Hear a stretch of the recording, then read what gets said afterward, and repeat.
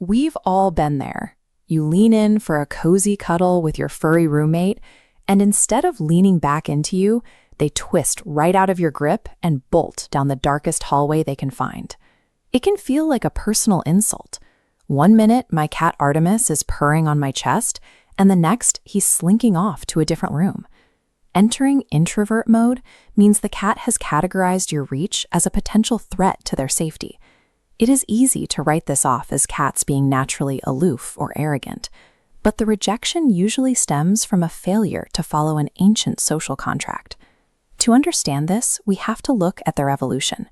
Cats did not develop in large protective packs like dogs or primates. They evolved as highly specialized, entirely solitary hunters. This flowchart maps out the brutal evolutionary math they live by. For a solitary hunter, an unwanted touch carries the risk of injury. Without a pack to provide for them, the scraped paw meant an inability to hunt, which led directly to starvation. Because of that history, physical touch is never a neutral act for a feline. It is a high-stakes calculation. If we want a close relationship with them, we have to abandon the primate instinct to grab and squeeze and learn to play by their rules. When we meet a cat, our default human setting is to stride directly up to them, reach out a hand, and assume it's time for a petting session. To us, that looks manly, but from their perspective on the floor, a fast, direct approach is terrifying. We don't look like a friend offering a greeting. We look like a massive, unpredictable, looming mountain preparing to strike. Compare that to how cats greet each other. Proper feline etiquette requires slow, deliberate circling. They pause. They lower their head slightly to offer a sniff of the cheek before any actual contact ever happens. The behavioral researcher Dr. John Bradshaw points out that cats are incredibly observant of our hands during these greetings. They study our fingers for intent long before they process anything else about our posture.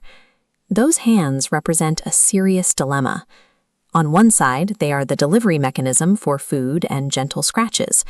On the other, their sudden, unpredictable movements make them potential weapons that might cause harm.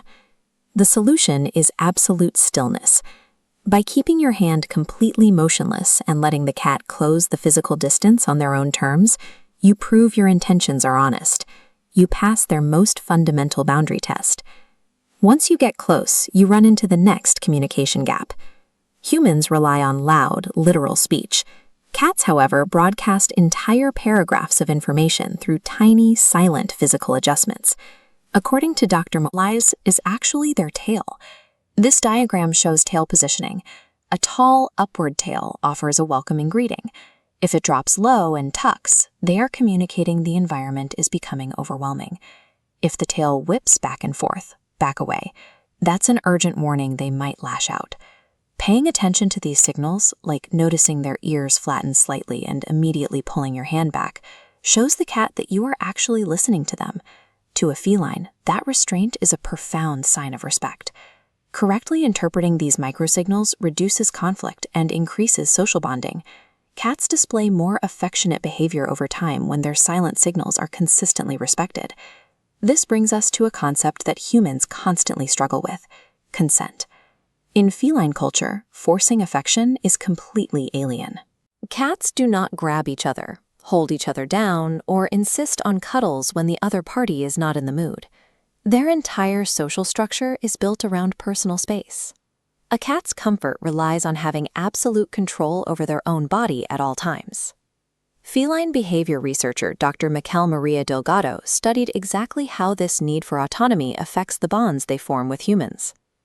She found that for a cat to feel secure enough to socialize, they have to know they have an immediate exit strategy.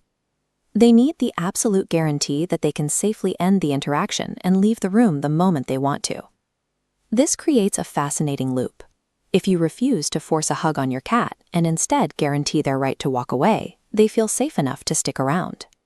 Giving them an exit provides the confidence they need to initiate a much stronger bond. So we know how to handle their personal space, but we also have to adjust our physical presence. Cats occupy a rare biological middle ground.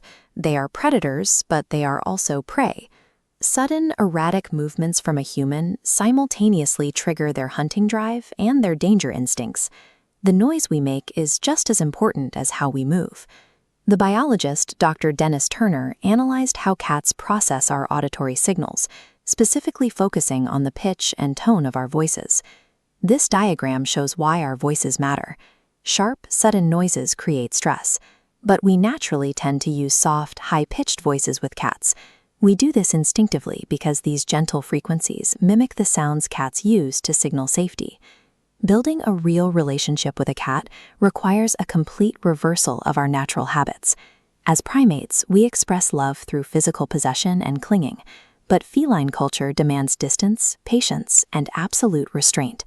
Affection from a cat is a luxury granted, never a demand you are owed. When you offer them total autonomy, you become the person they choose to seek out.